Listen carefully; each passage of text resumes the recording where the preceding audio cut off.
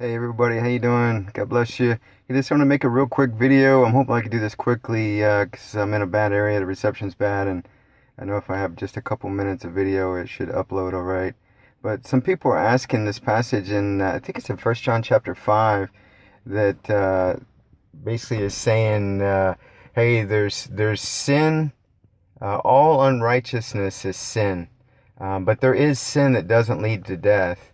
I'm not saying you should pray about that. And it's basically talking about, hey, if your brother has sinned, pray for him. And it's kind of distinguishing between two types of sin. But it does say all unrighteousness is sin. But it doesn't say all sin is unrighteousness. Okay? So the question out there on Facebook, I want to make a video here real quick because I've had somebody else ask me this a couple weeks ago, is like, what does this mean? And so there's this word, three letters, sin, right? That's a word that is not in our English language. It's not, and nobody uses that word. The only people that ever learn what that word might quote unquote mean is churchy people. People that come into Christian circles or whatever, because it's the King James tradition. They established the word in the King James, Bible, and it's been there for 500 years or 400 years or whatever. I have no idea what it meant to those people back then, but nowadays it doesn't mean anything to anybody other than unless you're in a Christian circle and you're told, oh, sin, that's the stuff that condemns us, and that's the stuff that, when we're doing evil or whatever, and so, that whereas, when you're a Greek person 2,000 years ago and you get the New Testament, before you ever hear anything about Christ or God or the Jews or anything, whatever, you already know what hamartia means. Hamartia would be a feminine noun. Hamartima would be a neuter noun. I think both of them, I don't know in this particular passage, it's probably using hamartia, but both of them are used in the New Testament. To a non-Christian person back then, to a Greek person 2,000 years ago, that word would mean somebody that's making a mistake. A classic example in seminaries, somebody studying Greek or whatever, as they talk about miss the mark. Like if you look it up in the Strong's Lexicon, that's what you see, because basically there's a writing outside of Christian Judeo-Christian circles, a Koine Greek writing, or it might be an Attic Greek, which is the predecessor to Koine, that basically shows somebody using a bow and arrow and they're shooting the arrow and it misses the center of the target. Has a little bit of offset, a little bit of error, a little bit of mistake there, and so it's like, oh, you made a hamartia.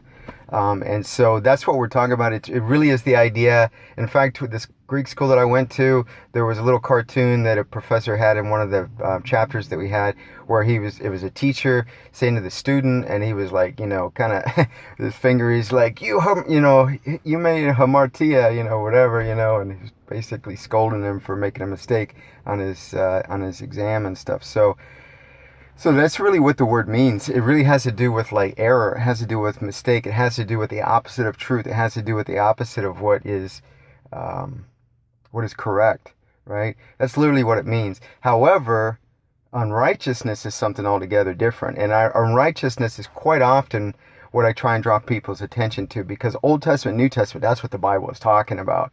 And so sure, as you get in the New Testament, you got Greek and stuff, whatever. You got Paul constantly calling, unrighteousness, error, mistake, what is incorrect, whatever. And he uses this word hamartia or the neuter one, which is hamartima or whatever. Sure, that's definitely true.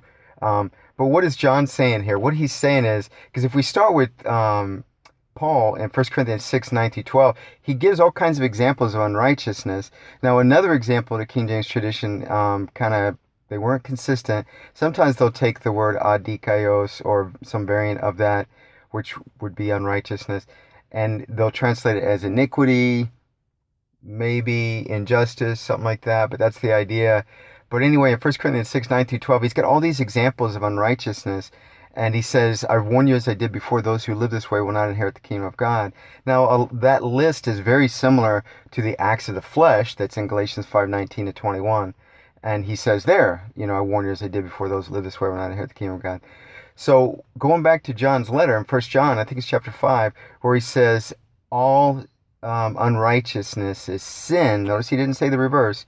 He's not saying all error, all mistake, is unrighteousness. He's not saying that. He's saying the opposite. He's saying all unrighteousness, those things we just said that Paul says, hey, if you live this way, sexual immorality, adultery, hatred, discord, gossip, slander, factions, divisions, heresies, et cetera, et cetera. All those things, he said, you'll not inherit the kingdom of God. So he's saying those are sin, right? Those are mistakes. Those are incorrect. Those are, what's the right word? I mean, it's that idea, but it's not right. It's not right. It's not correct. It's off, from what is correct and stuff. So he said there is sin, there is error, there is what is incorrect that does not lead to death. And that's the question. That's what people are asking. What is this talking about? That does not lead to death.